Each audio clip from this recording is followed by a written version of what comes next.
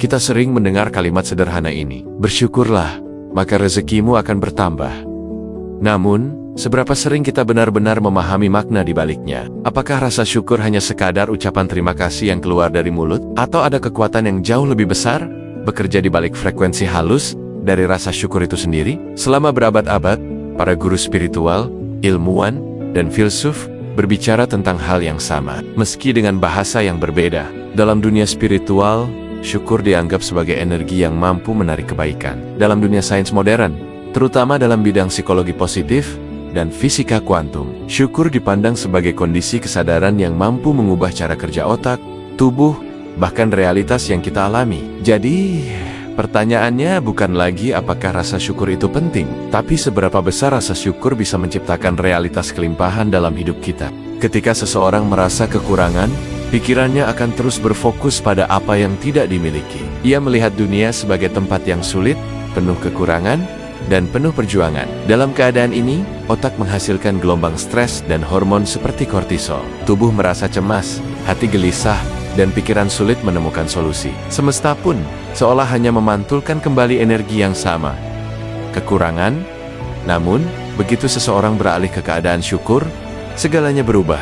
Otak mulai menghasilkan serotonin dan dopamin, dua hormon yang menciptakan rasa tenang, bahagia, dan penuh harapan. Tubuh menjadi rileks, pikiran terbuka, dan secara tidak sadar, kita mulai melihat peluang yang sebelumnya tertutup oleh kecemasan. Rasa syukur mengubah frekuensi batin kita, dan disinilah letak rahasia besar itu. Alam semesta bekerja berdasarkan getaran.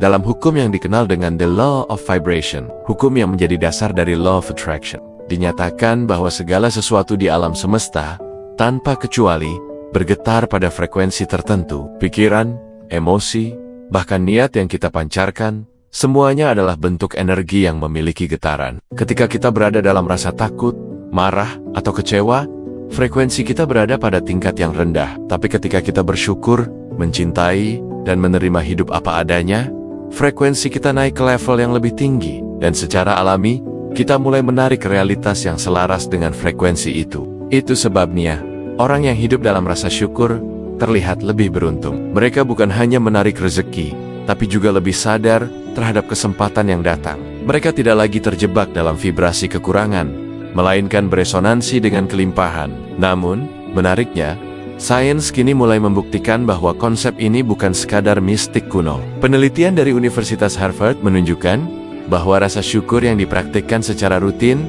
mampu mengubah cara otak memproses realitas. Orang yang terbiasa menulis 3 hal yang mereka syukuri setiap hari selama 21 hari berturut-turut menunjukkan peningkatan aktivitas di area prefrontal cortex, bagian otak yang berhubungan dengan optimisme, fokus, dan kreativitas. Lebih dari itu, sistem saraf otonom mereka juga menunjukkan keseimbangan yang lebih stabil. Artinya tubuh mereka lebih mudah selaras dengan keadaan tenang dan produktif.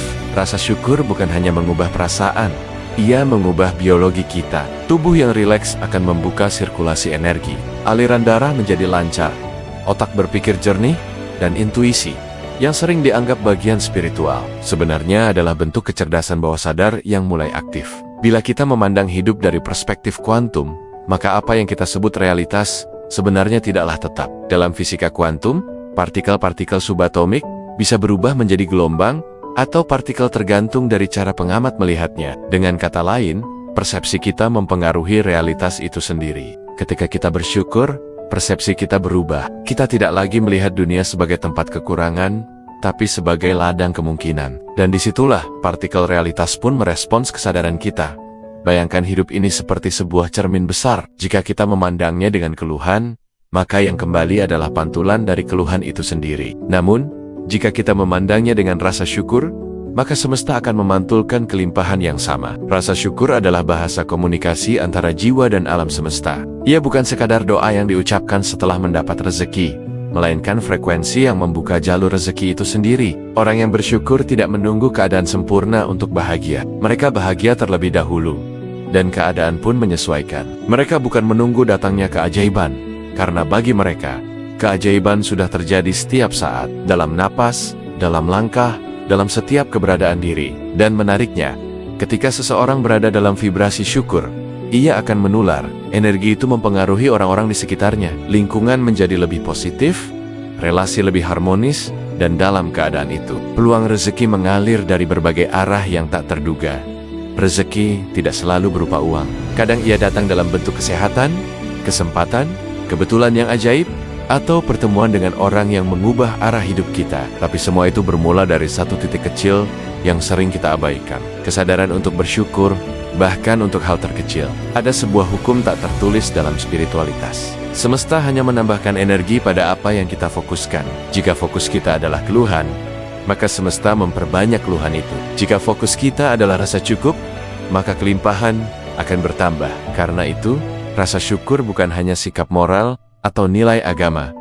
Ia adalah alat ilmiah untuk mengubah vibrasi diri. Ketika kita bersyukur, kita sedang menyetel ulang energi batin ke frekuensi yang paling harmonis dengan alam. Dalam getaran rasa syukur, ketakutan mereda, keraguan sirna, dan semesta menjadi ramah kembali. Seolah-olah dunia ikut bersekongkol untuk menolong kita. Kebetulan demi kebetulan terjadi, ide datang tepat waktu, orang yang tepat muncul di saat yang tak disangka. Itulah tanda bahwa kita sedang selaras dengan hukum kelimpahan. Banyak orang mengejar rezeki dengan ketegangan, seolah dunia adalah medan perang. Padahal, rezeki lebih sering datang kepada mereka yang tenang.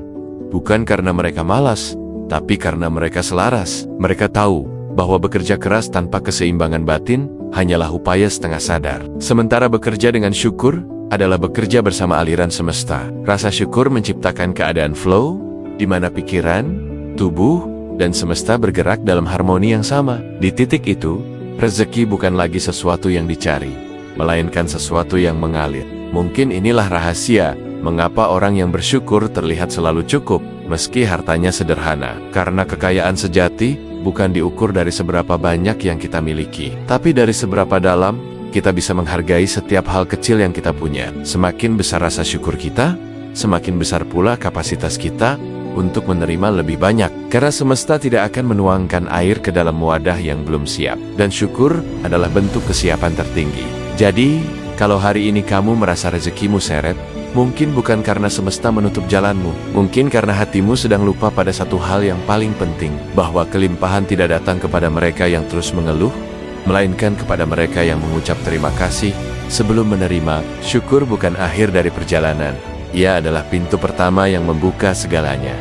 Apakah kamu siap membuka pintu itu hari ini? Mulailah dengan satu kalimat sederhana. Terima kasih, karena aku masih di sini. Dan dari situ lihatlah bagaimana semesta mulai bergerak. Perlahan, namun pasti, membawa kelimpahan yang kamu cari, melalui rasa syukur yang kamu pancarkan.